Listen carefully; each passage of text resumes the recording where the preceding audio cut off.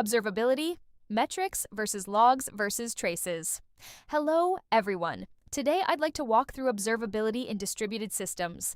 When systems fail, the biggest challenge is not detecting the issue. It's understanding what actually went wrong.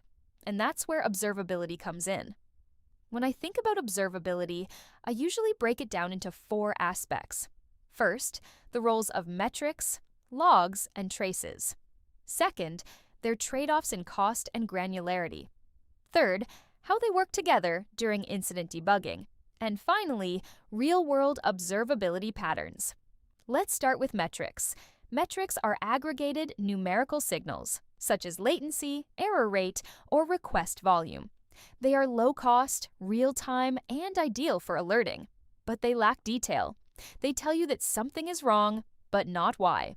The key idea is metrics detect problems, but don't explain them. Now let's look at logs. Logs are detailed event records with rich context. They are highly detailed, flexible, and useful for debugging. But they come with challenges: high volume, expensive storage, and difficult correlation. The key idea is logs explain what happened, but are expensive to manage.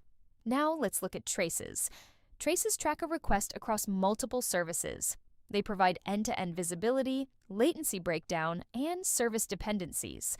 But they require instrumentation, sampling, and additional overhead. The key idea is traces show where problems occur in distributed systems. And here's the most important insight. Metrics tell you something is wrong. Logs tell you what happened. Traces tell you where it happened. Now, let's talk about trade-offs.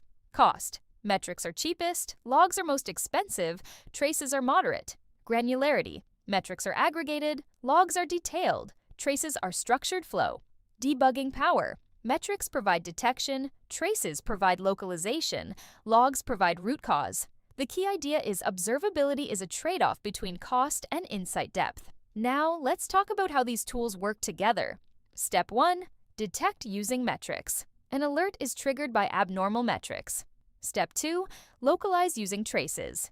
Traces identify which service or component is slow. Step 3. Diagnose using logs. Logs provide the detailed root cause. The key insight is observability is a workflow, not a tool.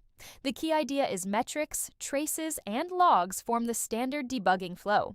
Now, real-world patterns. Golden signals include latency, traffic, errors, and saturation. Structured logging uses JSON logs with correlation IDs. Distributed tracing propagates trace IDs across services. Sampling collects only a subset of traces or logs to control cost. Alerting strategy uses metrics-based alerts to avoid alert fatigue. The key idea is effective observability requires careful design, not just data collection.